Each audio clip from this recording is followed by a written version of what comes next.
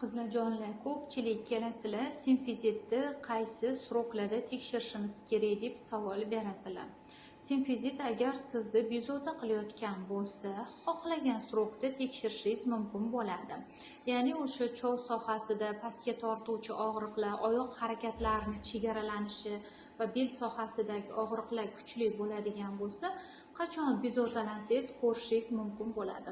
Har doim ham og'riqlar simfizitni o'lchamlariga bog'liq bo'lmaydi va uni atrofidagi mushaklarning yallig'lanish holatlariga ham bog'liq bo'ladi.